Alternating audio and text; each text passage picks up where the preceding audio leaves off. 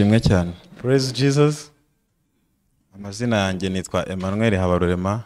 My name is Immanuel Habarurema. Ndishimye cyane kuba mpagaze imbere y'itorero ry'Imana ntanga ubuhamya. I'm very happy to stand before the church giving my testimony.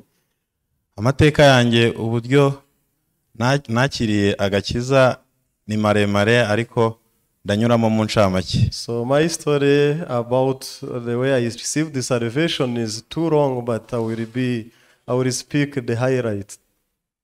Ntago mfite imyaka myinshi ku buryo natinze mu madini cyane, ariko mu gihe nabaye mu madini nanyuze mu madini atatu. I'm not very old, so that I lived in many churches, but I passed through 3 of them. Ariko ikintu cyantangaje nuko hose nta na hamwe nabashije gukura agakiza, ahubwo agakiza ngewe ni Imana ubwanjye yakamaye. Ndababwira uburyo nakabonyemo, nta muntu n'umwe ubigizemo uruhare nk'uko n'ubundi agakiza nta muntu gatanga. But through those churches, no way I got salvation apart from God himself. Nabatijwe mu mwaka wa 2016 ndangije segonderi. I was baptized in the year 2016 after my high school studies. Uwo wari umuhango w'idini nari nzi ahubwo ko nakijijwe, byibuze ndi guhamya ko nakijijwe, ariko nyuma nasanze bitari ukuri. So I thought that was salvation, but it was just religious ceremony. Byaramvunaga mu gukizwa mu buryo nabaga mu itorero. So my life in the church was a very hard time.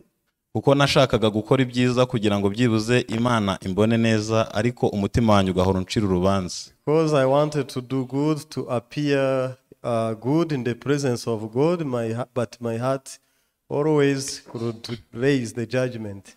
Ku bantu twabanaga muri famiye navukagamo bantangiraga urugero ku buryo najya mu ijuru bibaye ngombwa ko umuntu ajyanwa mu ijuru n'ibyo akora. So my family used to take me as an example. I was exemplary. If God bases on our works, I was the good candidate to heaven. Mumbabarire kuba ngiye kubivuga, igitsina gore akenshi gikunda ibyo bita ifiriti. Sorry to say, but the women, most of them like chips. Rero nabanaga n'abasita barenze nka 3 cyangwa 4 no muri famiye irimo nk'abasore nka 2, naba nakoze amasengesho nanaretse ifiriti bakavuga ati wa muntu ijuru koko ararikwiye. So we used to have a fasting prayer, and I let them eat chips alone. They said you are worthy to heaven, to go to heaven. Kuko bari bazi ko kujya mu ijuru ari ugukora neza, rimwe na rimwe ukanicisha bugufi. Ngewe yubabaza bari kukubwira ko kuko Imana ije ako kanya najya mu ijuru. So because they thought to go to heaven, the qualification is to be humble and to do good. That's why they judged me right, that I'm worthy to go to heaven. Nyamara muri ngewe n'ubundi icyo gihe nubwo bari kubivuga, ariko y'Imana icyo gihiza cyangwa umuntu akambaza ati impanda ivuze wajya mu ijuru, nari kugira ubwoba kuko numvaga ko hari ikintu nyikibura. So but personally I judged different, because if someone could ask, are you ready for heaven? I could say no, I'm still lacking. Rero mu kwakira agakiza kanjye nakiriye agakiza binyuze muri social media cyangwa se ikoranabuhanga. So I received the salvation through the social media. Hari muri COVID nta hantu abantu bajya gusenga, numva radio. So it was the time of COVID where we were at lockdown, and I tuned to the radio. Numvishe ko umuntu adakizwa n'imirimo itegetswe n'amategeko. Ngewe ubwanjye mbanza kugiramo akantu kuko nari narakoze bihagije bijyanye n'umuntu. So I think I did my level best to do the works, the good works. And through the sermon I had, no one will be justified by the deeds of the law. Ibintu byankijije ntago byari biturutse kure, nibyo n'ubundi nagiraga ahubwo narabishuriwe. So my salvation was even far. Salvation was not far from me, but what was needed was just discovery.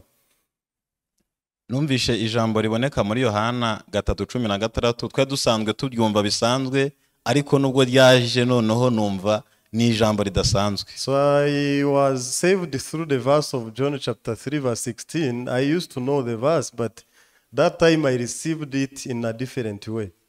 Mu by'ukuri haranditswe ngo kuko Imana yakunze abari mu isi cyane byatumye itanga umwana wayo w'ikinege kugira ngo umwizera wese atarimbuka ahubwo ahabwe ubugingo buhoraho. So this verse says that God loved the world and he gave his begotten son that whoever believes in him shall not perish but have everlasting life. Nge rero muri ngewe ahubwo ako gakiza narakiriye kagendaga gacika bitewe iyo nagiraga intege nkeya karagendaga naba nasenze nkumva kongera kakagaruka nubwo buyobe nari ndimo kandi hari n'abandi benshi bakibwira gutyo. So but you see back in days the salvation was when we were hot we feel like we have it, but when we become weak we judge that we have no salvation, it has disappeared.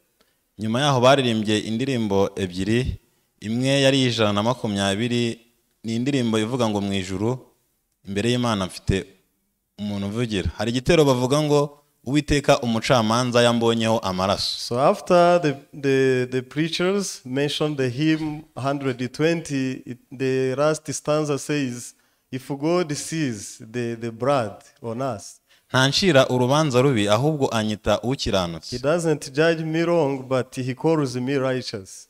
Yarancunguye ngo mbuwe niko kunyishimira ubwo adapfa nanjye singipfuye nge na Yesu turumwe. So he redeemed me to be his, and I'm one with Jesus.